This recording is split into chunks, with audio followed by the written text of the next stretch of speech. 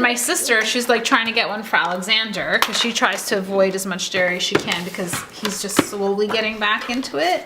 And she's just looking at me and I'm like, oh, I already told you. So it was like that. People are chirping and they're like, wow, this is delicious. And we're like, we know that. That's why we eat it.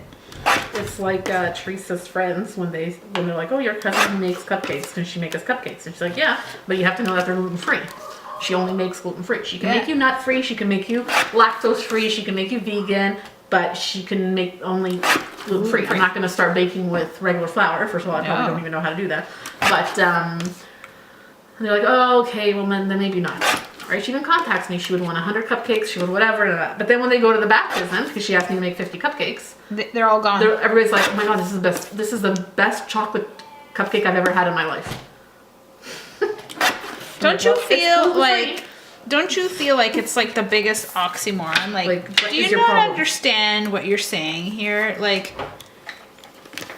we know it's delicious. That's why we eat them. That's why we drove early to Toronto. We get it. You don't have to tell us that it's delicious. We know that. I mean, these people have a recipe book out. Like, this is not like your, this is amazing. But I tell you, your vegan cakes, Marlene, are the best vegan cakes in the world. They weren't vegan. She said I didn't have to make them vegan. No, like when you make them for us, it's pretty damn delicious. Like my chocolate mocha cake is pretty damn delicious. I mean, I think that Sarah doesn't. I think she's tired of. I don't know. This goes like this, and I flip the page. I want it to be like this, right? Sorry. I think she's tired of us all having. I don't even know what the word is. She makes me laugh. She's like, and I'm like, well,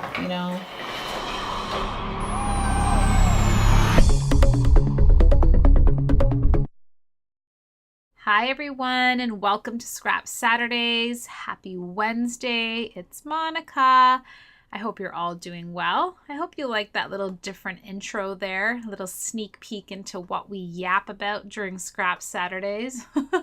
That was my sister-in-law, Marlene, talking about her pretend bakery shop. Is it a pretend one, Marlene? No, I think it's a real one. She's an absolutely amazing gluten-free vegan baker.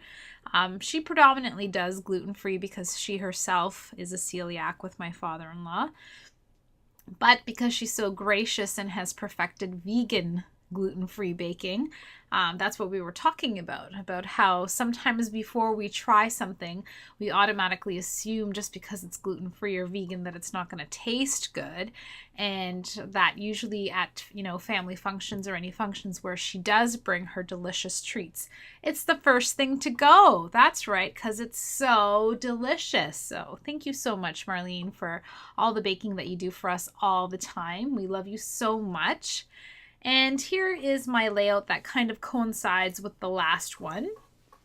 I kind of went in sequence with my photograph. So this is still that color party. And the photograph on the left is all of us. Now that I'm going to be working on my background, I'm not going to talk about the photos.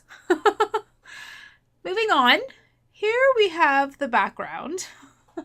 I was going to talk about the photos while we look at them because it makes more sense like that, right? But never mind.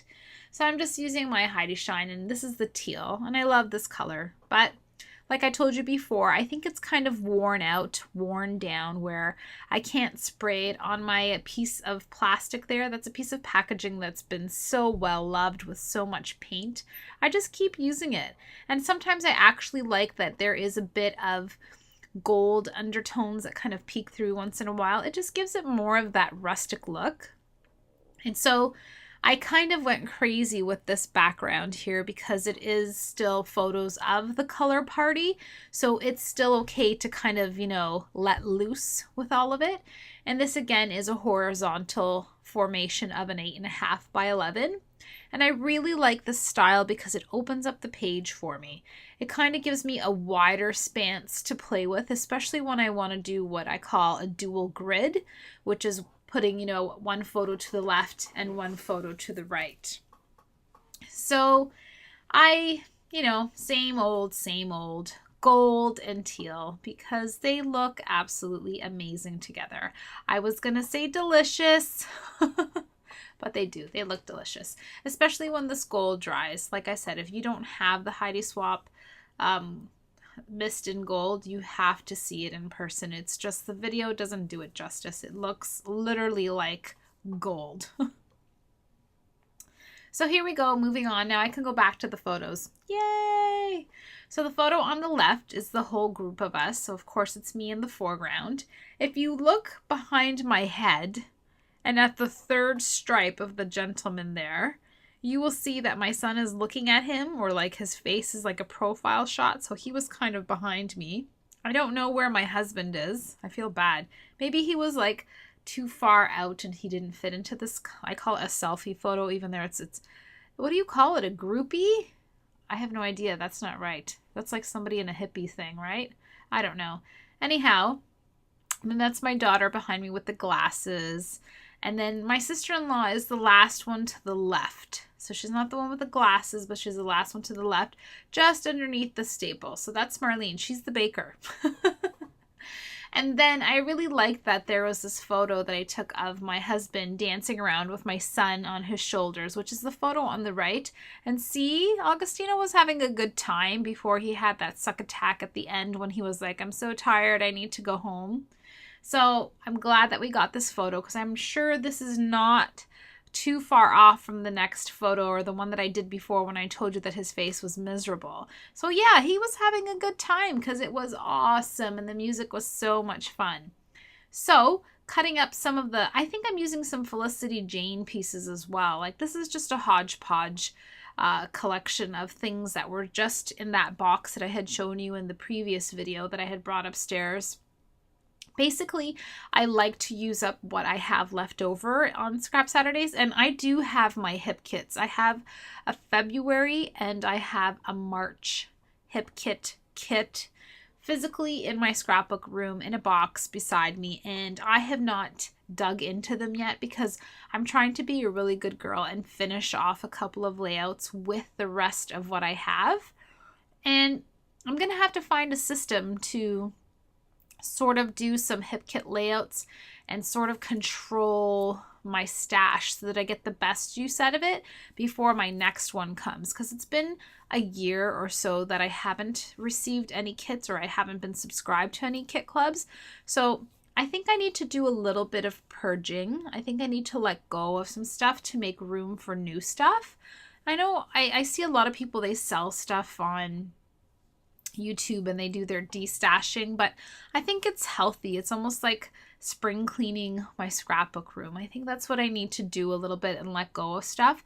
But honestly, I'm not really your typical hoarder. I wouldn't say I am, but I do believe that all scrapbookers are somehow a little bit of hoarders, you know, and I say that very respectfully because I'm in your group. I'm not calling anyone out here, but I do find that it's the hardest thing for me to let go of and to purge. I always have this feeling like I could use this little, you know, triangle piece of paper for something, and really I don't, but you know what I mean? So it's been a while since I've kind of like tidied up. But when I do Scrap Saturday, I usually don't use brand new stuff. I usually force myself to like sit there and really have a good time and just create with whatever's left over. And sometimes the best ones come out, right? Because that's what I tell you. And this layout, I really like it. I think it's really fun. I really like the way that the colored papers have layered behind it. And like I said, on video, it doesn't show you, it doesn't do it as much justice, but in person, my photos are very colorful. I mean, you can see my husband's shirt. I think if you kind of look at it, you can see the rainbow effect of that powder that I was talking about coming through. So we were really colorful. So I'm committed to these layers, or these two clusters, that's the word. And I kind of struggled, as you saw, with the tags, and I really wanted that colorful tag to shine through, and I didn't know if I wanted to cut it up like I did the other one. I just didn't want to lose it. And so now I'm just going to do a little bit of layering, and yeah, it's a very easy layout. It's not a hard one. It just looks like a lot of steps to it, but it came together. I had the idea in my head and it came together really easily. grid layouts like this are usually a lot of fun. So if you haven't tried it, I suggest you, I mean, I don't know if not all of you do scrapbook 8.5 by 11. I believe most of you are 12 by 12 scrapbookers, but if you do 8.5 by 11, I do recommend that you try just rotating your page and just seeing how that totally changes. I mean, I sometimes get bored, like, oh, I'm so tired of the winter time. It is spring. Happy spring, people. But it is still not summer. Does that make sense? So I kind of get bored, and I always like to change things up, or I need to take a break from scrapbooking and then come back with fresh eyes. Not during my layouts, but like period from scrapbooking. And so I think that's why I like the idea of flipping my page around, because it sort of kind of gave me a new perspective, which I like. So here I'm still using those still amazing Dear Lizzie thickers that I have. And I love that I can still make so many titles. I've never made so many titles, I think. Like, this is maybe the 4th or 5th one, maybe 6th. 6th? Yeah, that's the right word.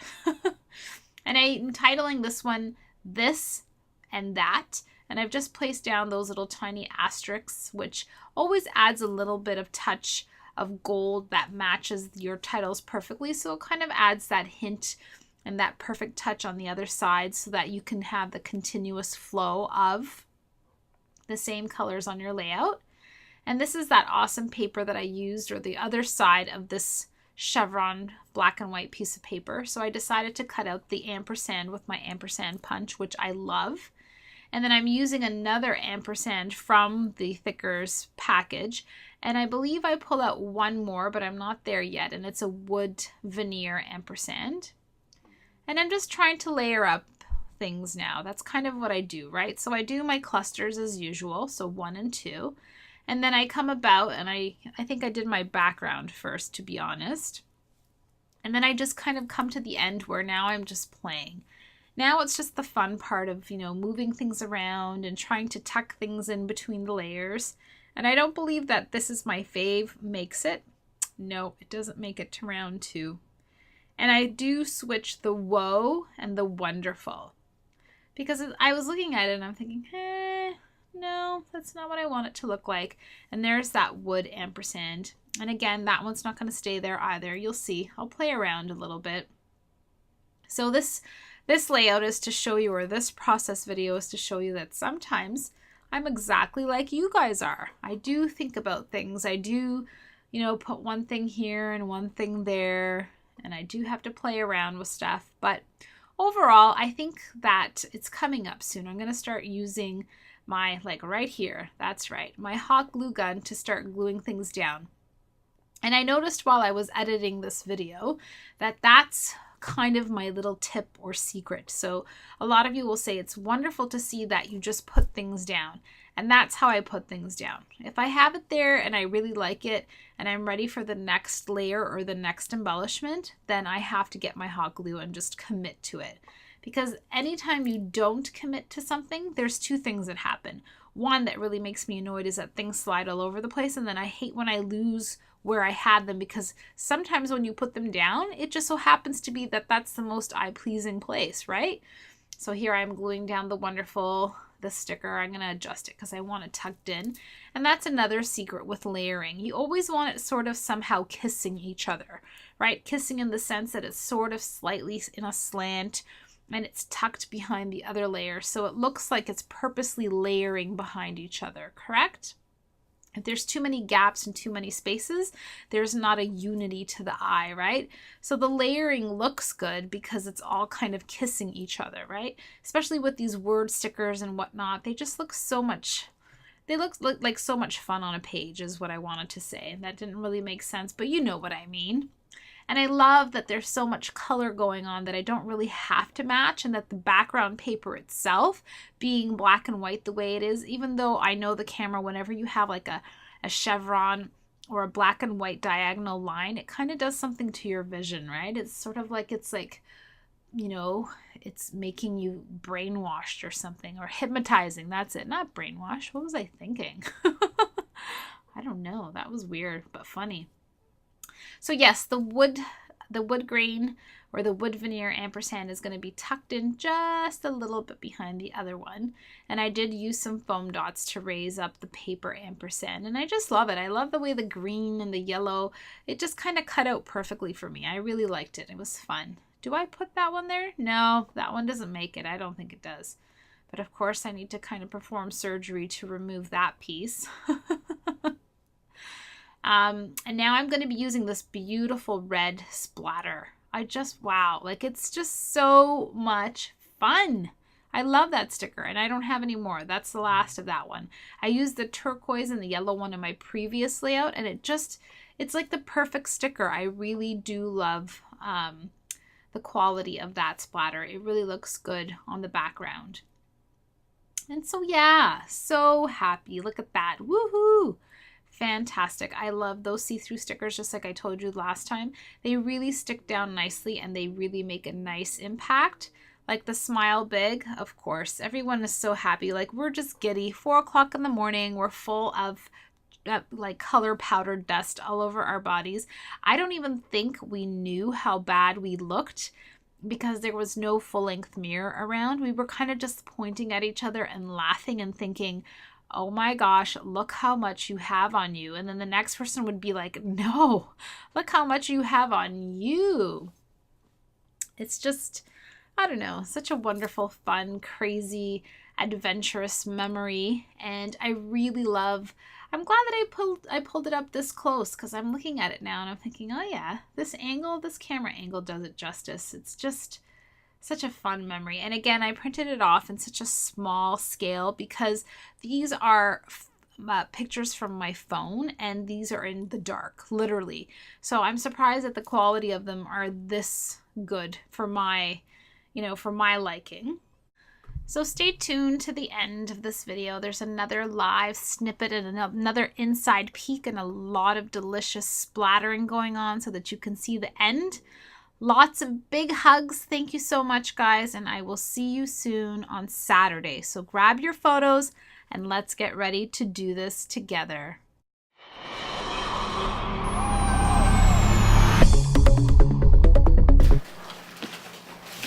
You had fun, so it all worked out. Yeah, actually it was pretty good.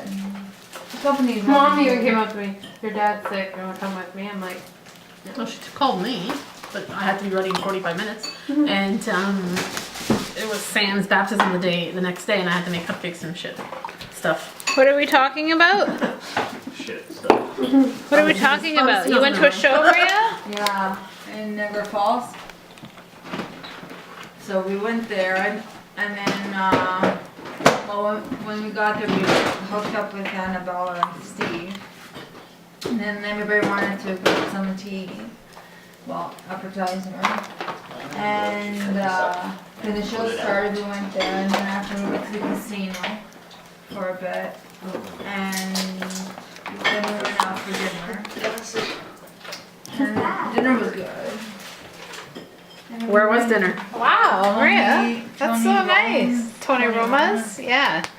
And then we went to the hotel where Annabelle and Steve were going to stay the night.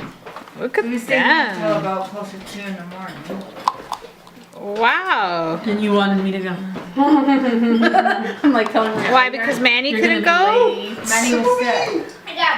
He was sick and they had the ticket, right? And she's like, the ticket's here, do you want to come with me?